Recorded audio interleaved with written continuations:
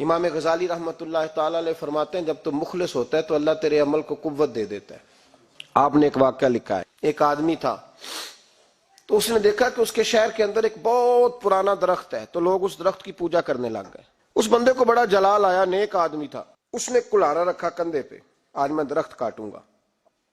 چلا گیا، جب پہنچا نا درخت کاٹنے کے لیے تو اس نے، ابھی وہ چوک میں تھا کہ ایک شخص ملا اسے، اس نے کہا میں نہیں کاٹنے دوں گا۔ کہا تو کون ہے؟ میں تو کاٹوں گا۔ کہا تو نہیں نہ کرتا اس کی پوجا، دنیا کرتی ہے، تجھے کیا لگے؟ معاذ اللہ، یہ بھی وسوسہ ہے نا، تجھے کیا لگے؟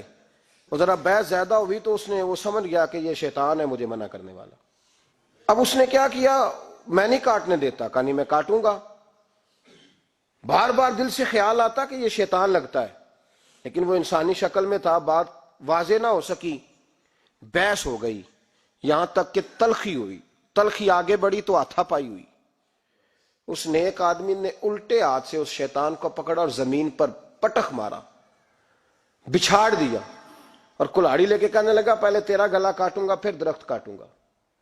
امام غزالی کہتے ہیں کہ وہ شیطان انسانی شکل میں اندر سے بولا، کہنے لگا اگر تم مجھے چھوڑ دے تو تیرا ایک فائدہ کر دیتا ہوں۔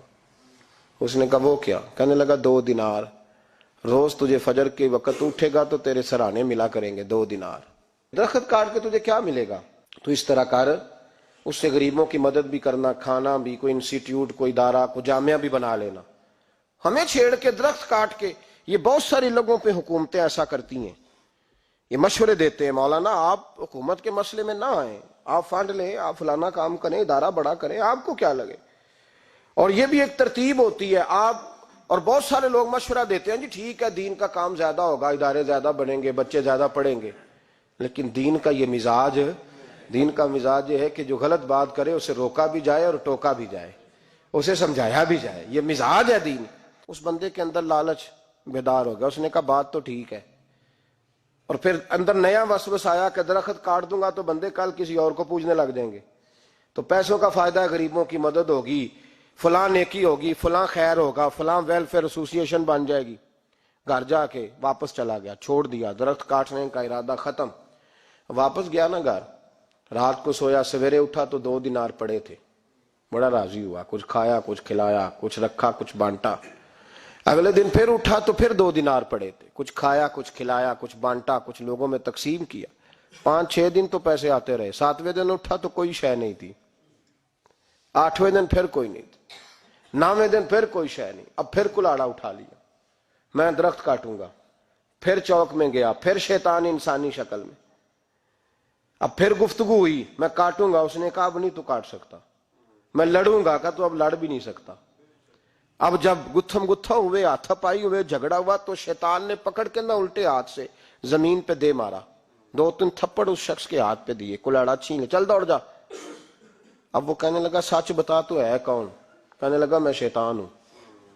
تو کہا ابھی 1 ہفتہ پہلے میں نے تجھے بچھاڑ دیا تھا، آج تو طاقت کہاں سے لایا؟ اس نے کہا میری طاقت اتنی ہے، تیری ختم ہو گئی ہے، میرے اندر قوت اتنی ہے، تیرے اندر ختم ہو گئی۔ کہا کیوں؟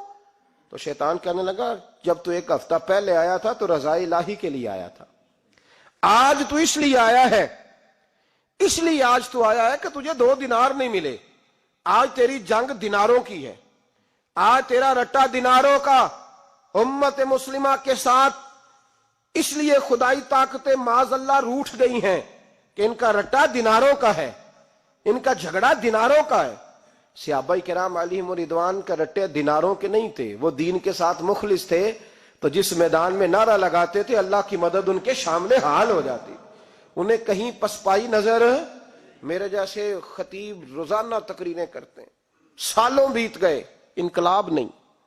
کیوں؟ اس لیے کہ رٹا جب تک ذات کا ہوتا ہے انقلاب نہیں آتا، جب ذات الہی اور رضا الہی سامنے ہوتی ہے پھر اس میں اخلاص ہوتا ہے، تو پھر اس کی تاثیر ہوتی ہے، پھر اثر بن کے جملے دلوں میں اترتے ہیں۔